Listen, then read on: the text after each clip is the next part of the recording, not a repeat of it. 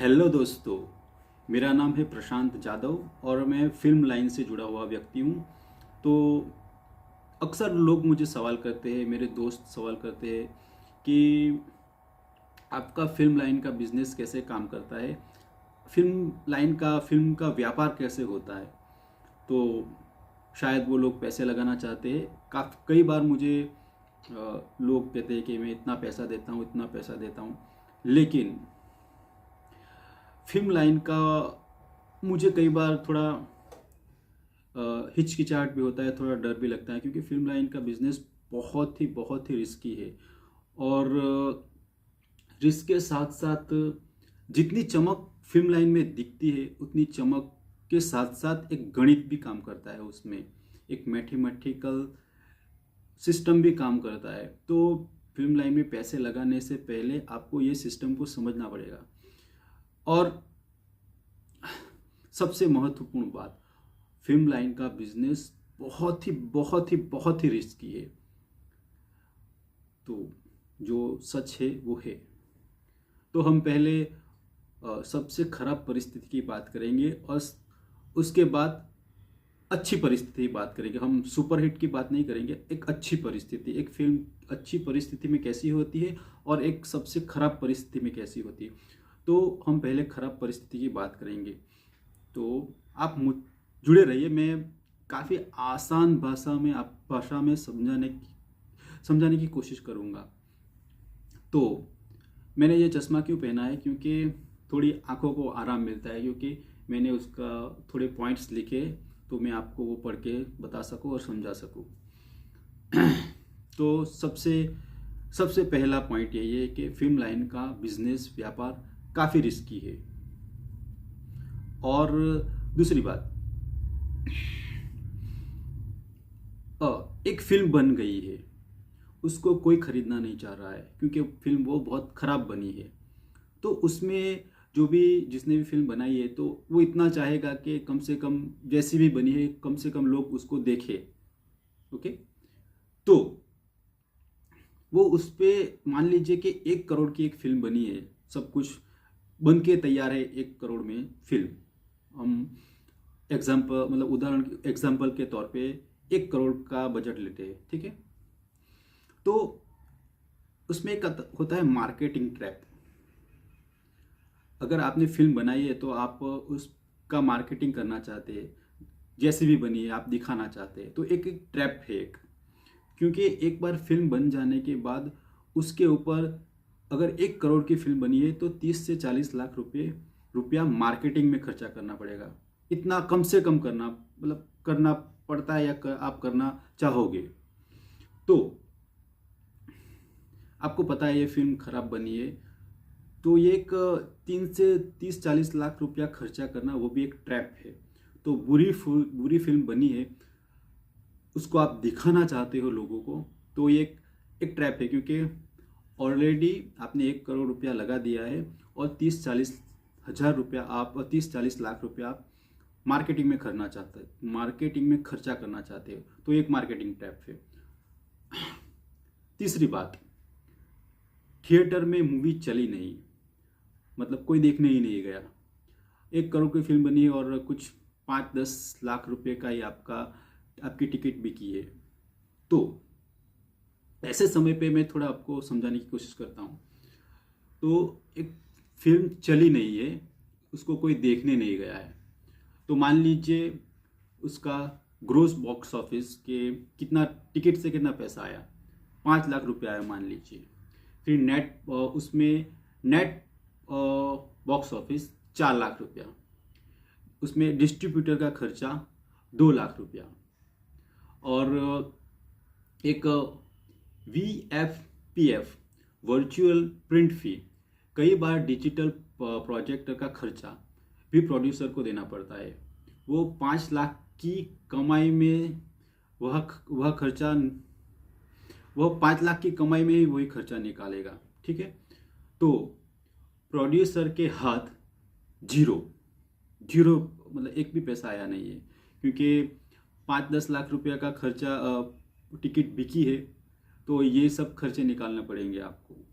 Distributor ले जाएगा 2 लाख रुपया, और ये डिजिटल प्रोजेक्टर का खर्चा भी कभी कभी प्रोड्यूसर को ही देना पड़ता है, तो वो भी 1-5 लाख रुपया है।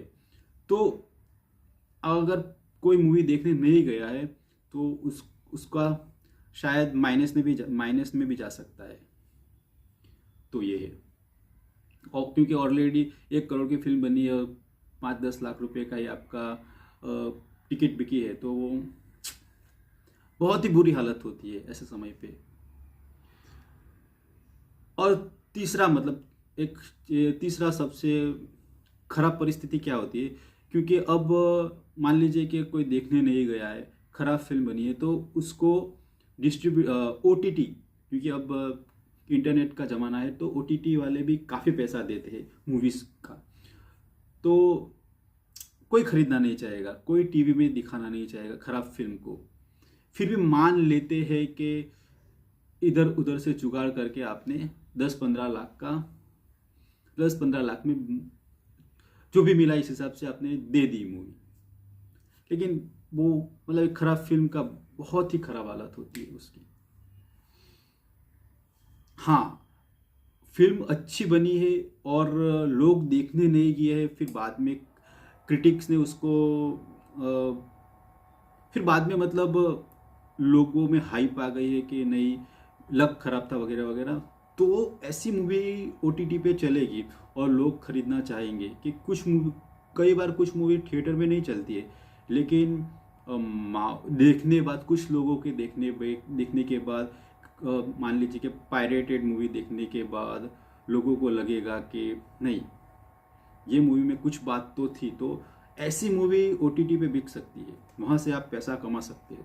ये एक चीज़ है, मतलब अच्छी फिल्म बनी है और वो थिएटर में नहीं चली है, लेकिन बाद में माउथ पब्लिसिटी से मान लीजिए कि एक अच्छी छोटी फिल्म है लेकिन अच्छी है, और उसके सामने बहुत बड़ी फिल्म आ गई है बड़े स्टार की, तो वो ऑब्वियसली कि वो मूवी के रेवेन्यू कम हो जाएगा, क्योंकि जो भी कमाई होती है वो पहले हफ्ते में ही जैसे होती है। तो ऐसे सिनेरियो में हो सकता है कि आप थिएटर से ज़्यादा OTT से पैसे कमाओ, एक पॉजिटिव बात हो सकती है, लेकिन वो अगर अच्छी मूवी है तो, और नहीं चली है तो ये एक पॉइंट हो गया। तो हमने बात कर ली है। और हाँ, मान लीजिए हम अब फाइनेंशियल कैलकुलेशन की बात करते हैं कि ये मैं सबसे मुश्किल हालात की बात कर रहा हूँ, मतलब क्योंकि सबसे मुश्किल हालात की बात करना अच्छा रहता है। तो हम एक फाइनेंशियल कैलकुलेशन की बात करते हैं। हमने 1 करोड़ 40 लाख में एक मूवी को बनाया और उसको प्रमोट किया। 1 करोड़ में मूवी बनी और 40 लाख में उसको प्रिंट मीडिया में पोस्टर लगा के या सोशल मीडिया पे उसको प्रमोट किया, तो 1 करोड़ 40 लाख की फिल्म है हमारी, ठीक है। थिएटर से कमाई 0। अगर 4-5 लाख रुपया 5-10 लाख रुपया कमाया है, लेकिन आपको डिस्ट्रीब्यूटर को देना है और जो भी खर्चा है वो करना है, तो मतलब 0 ही हो जाएगा उसकी कमाई। टीवी OTT पे किसने खरीदा नहीं, तो 0। कुल घाटा हो गया आपका 1 करोड़ 40 लाख। 1 करोड़ में फिल्म बनी थी और 40 लाख आपने मार्केटिंग में गवाए, तो 1 करोड़ 40 लाख का आपका नुकसान हो गया। और समय, एनर्जी, मतलब ये उसके साथ ही आता है। तो ये एक सबसे मुश्किल हालत की बात कर रहा हूं, ठीक है। तो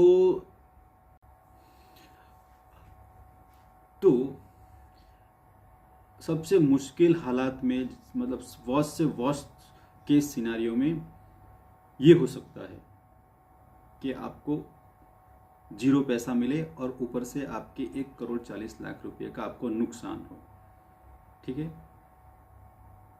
अब बात करते हैं अच्छे सिनारियो की, कि मतलब हम सुपरहिट की बात नहीं कर रहे, एवरेज की बात नहीं कर रहे, हम एक हिट फिल्म की बात कर रहे हैं कि एक हिट फिल्म अगर आपकी हो तो क्या हो सकता है, मतलब उसका सिनारियो क्या होता है, उसके बारे में बात करते हैं। काफ़ी दिलचस्प रहेगा, आप सुनिए, ठीक है। तो हम शुरू करते हैं। तो फिल्म लाइन की कुछ ज़रूरी शर्तें, मतलब कुछ मेन टॉपिक्स के बारे में मैं आपको बताता हूँ रफली, ठीक है। तो समझने की कोशिश करते हैं। COP मतलब कॉस्ट ऑफ प्रोडक्शन, एक फिल्म बनाने का खर्चा, उसमें शूटिंग आ जाएगा, एक्टर्स का खर्चा आ जाएगा, एडिटिंग का खर्चा आ जाएगा। तो हम एक पुराना एक एग्जांपल 1 करोड़ रखते हैं कि 1 करोड़ में आपकी फिल्म बन के तैयार है, ठीक है। अब दूसरी बात, PNA, प्रिंट एंड एडवर्टाइजिंग। तो फिल्म बनने के बाद उस पर प्रिंट एंड एडवर्टाइजिंग मतलब मार्केटिंग पे भी खर्चा करना पड़ता है। तो एक करोड़ की फिल्म है तो उसमें कम से कम 30 से 40 लाख रुपया मार्केटिंग में चला जाता है। तो पहला हो गया COP, कॉस्ट ऑफ प्रोडक्शन, एक फिल्म बनाने का खर्चा, उसमें दूसरा होता है PNA, प्रिंट एंड एडवर्टाइजिंग, उसका खर्चा। अब मार्केटिंग आपने कर दिया, अब ग्रोस बॉक्स ऑफिस, GBOC मतलब ग्रोस बॉक्स ऑफिस कलेक्शन। तो हम टिकट्स बेचते हैं, उससे जो पैसा आता है वो। फिर नेट बॉक्स ऑफिस, अब हम जितना पैसा हमारे पास आया है उस पर हम टैक्स देते हैं। तो एक टैक्स के बाद का जो पैसा हमारे पास आता है थिएटर से, उसकी बात कर रहे हैं हम। और उसमें होता है डिस्ट्रीब्यूटर का शेयर। एक टिकट में से मान लीजिए कि एक टिकट है, उसमें पैसा आया है तो उसमें से टैक्स का जाएगा एक टिकट से। फिर आएगा डिस्ट्रीब्यूटर का खर्चा, मतलब जो भी सिनेमा हॉल से वो अपना हिस्सा भी वो टिकट में से, जो टिकट से पैसे आए उसमें से ही लेते हैं। तो ये कुछ मुख्य चीज़ें हैं, ठीक है। एक हो गया, पहला हो गया COP, cost of production, PNA, print and advertising, फिर हो गया ग्रोस बॉक्स ऑफिस, फिर हो गया नेट बॉक्स ऑफिस टैक्स के बाद, फिर हो गया डिस्ट्रीब्यूटर का शेयर। तो ये कुछ मेन मुद्दे हैं एक फिल्म प्रोड्यूसर या एक फिल्म से जुड़े हुए व्यक्ति को समझने के लिए, या आप अगर फिल्म में पैसा लगाना चाहते हैं तो कुछ बेसिक ये चीज़ होती है, ठीक है। अब हम बात करते हैं बेस्ट केस सिनारियो, मतलब सुपरहिट की बात नहीं कर रहे हम, और मतलब एवरेज की बात भी नहीं कर रहे हम, हिट की बात कर रहे हैं यहाँ पे, ठीक है। तो अगर आपने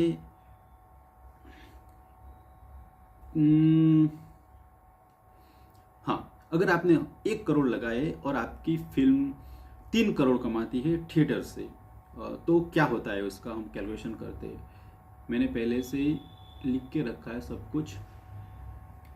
फिल्म का budget, COP, cost of production 1 crore, PNA marketing का खर्चा 30 से 40 लाख, कुल लागत हो गई हमारी, मतलब फिल्म बन के तैयार हो गई, हमने मार्केटिंग कर दी, 1 करोड़ 40 लाख का खर्चा, ठीक है। अब हमने कमाए 3 करोड़, हमने 3 करोड़ की टिकट्स बेच दी, एक हिट फिल्म है हमारी, ठीक है। ये है बेस्ट केस सिनारियो। अब टैक्स 12 से 18%, तो हम 18% ले लेते हैं। एक चीज़ है मैं बताना चाहूँगा कि हर राज्य, हर स्टेट में हमारी रीजनल फिल्म, मतलब रीजनल फिल्म जैसे गुजराती हो गई या फिर मराठी फिल्म हो गई, उसको प्रमोट करने के लिए टैक्स में छूट छाट दी, मतलब कुछ क्या बोलते हैं उसको, कुछ राहत दी जाती है ताकि अपने मातृभाषा की फिल्म को प्रमोट करने के लिए। तो वो आप एक बार देख लेना, हर राज्य का अलग अलग होता है, ठीक है। तो ये एक अच्छी बात है, रीजनल फिल्म के लिए सब्सिडीज मिलती है सरकार की तरफ से, तो एक चीज़ है। तो टैक्स में वो आप देख लेना, मैं जनरल बात कर रहा हूँ। तो जो इन जनरल 18% हम टैक्स देते हैं, ठीक है। तो कहाँ थे हम, ओके। हमने 3 करोड़ कमाए ग्रोस बॉक्स ऑफिस, उसमें से माइनस हो गए 18%, तो 46 लाख, 46 लाख सरकार ले गई हमारा, ठीक है। फिर नेट बॉक्स ऑफिस, तो हमारा नेट बॉक्स ऑफिस हो गया 2 करोड़ 54 लाख, 2.54 लाख करोड़, ठीक है।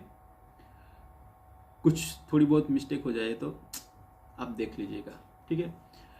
तो यह असली कमाई है जिसका बंटवारा होगा, मतलब टैक्स के बाद हमने 3 करोड़ कमा लिए और 46 लैक्स हमने सरकार को दे दिए टैक्स के रूप में, तो हमारे पास है 2,54,00,000।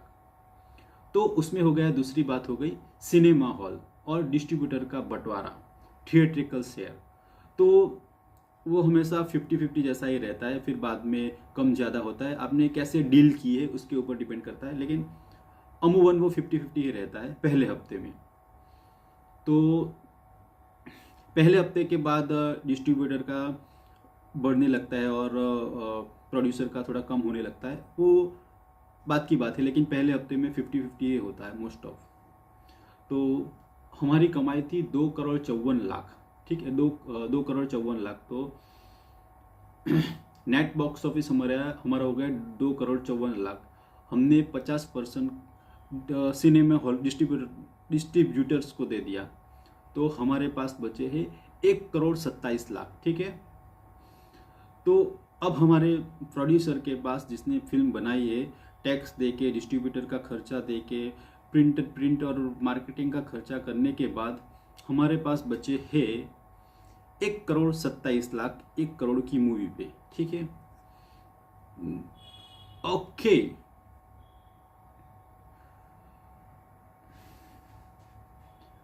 तो डिस्ट्रीब्यूटर के पास 1,27,00,000 पहुंच गए।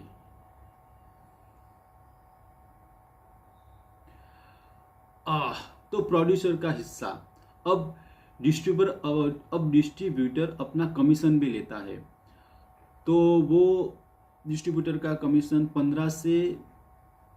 10 से 15% के बीच होता है। और अपना पीएनए का, प्रिंट जो डिस्ट्रीब्यूटर होते हैं वो भी अपनी तरफ से मार्केटिंग करते हैं, तो वो खर्चा भी प्रोड्यूसर टिकट से ही लेते हैं, मतलब जो भी हमारा रेवेन्यू बॉक्स ऑफिस पे जो भी टिकट का पैसा है उससे आता है, तो पीएनए का खर्चा भी वो हमसे ही वसूलेगा।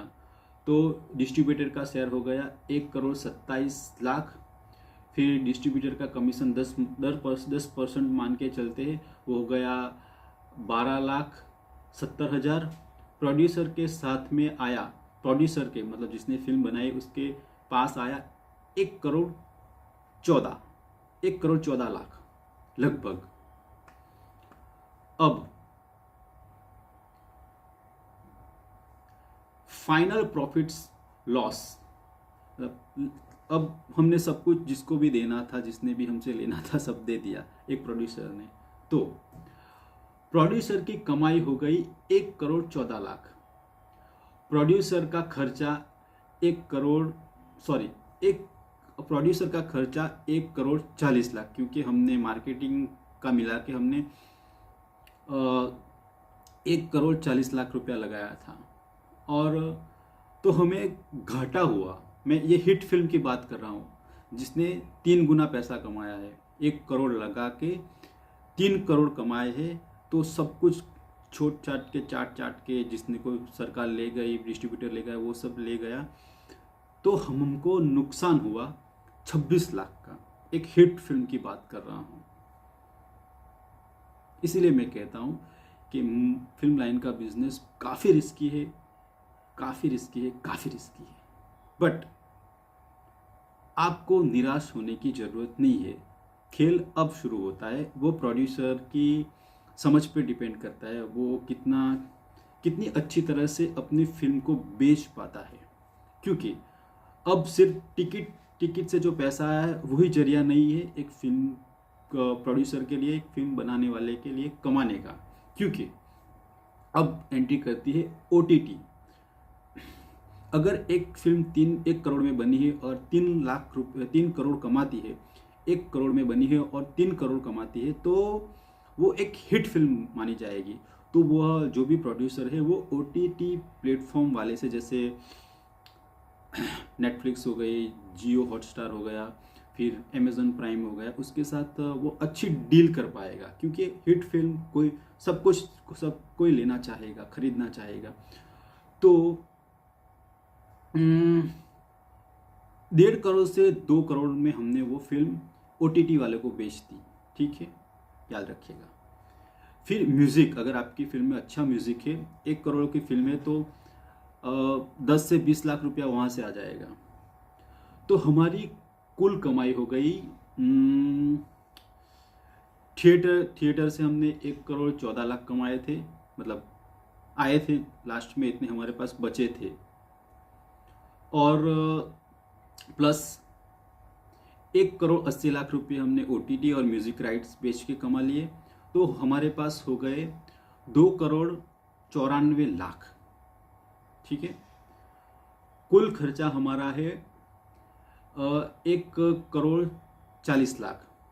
तो हमारा प्योर मुनाफा हो गया 1,54 54 लाख। इसको हिंदी में क्या कहते हैं, आई डोंट नो। तो मान लीजिए कि 1.54 करोड़ हमने, हमारा एक शुद्ध मुनाफा है। तो एक करोड़ की फिल्म बनाने के बाद हमें अगर 1.54 करोड़ हमें मिलते हैं तो वो काफ़ी बहुत बढ़िया बात है। मतलब हमने 100% जैसा पैसा कमाया है। तो ये एक अच्छा सिनारियो हो गया, मतलब एक फिल्म की अच्छी बात हो गई। हमने वर्स्ट केस सिनेरियो भी देख लिया और अच्छा सिनेरियो भी देख लिया। तो मैं ये वीडियो को नीचे रख दूंगा, और एक प्रिंट मैंने निकाली है, वो भी ऊपर नीचे करता रहूँगा। तो आप पढ़ भी लेना और सुन भी लेना, तो आपको अच्छे से समझ में आ जाएगा। तो हम एक कंक्लूजन निकालते हैं कि एक फिल्म बनी है 1 करोड़ में, ठीक है। तो हिट फिल्म का बजट भी 1 करोड़, और जो नहीं चली है उसका भी 1 करोड़। तो ठीक है, 1 करोड़। मार्केटिंग में 40 लाख दोनों ने खर्चा किया। एक का बॉक्स ऑफिस का कलेक्शन, थिएटर में टिकट बेची है 3 करोड़ की, एक ने 5 लाख रुपया, मतलब जो फ्लॉप फिल्म है उसने 5 लाख रुपया।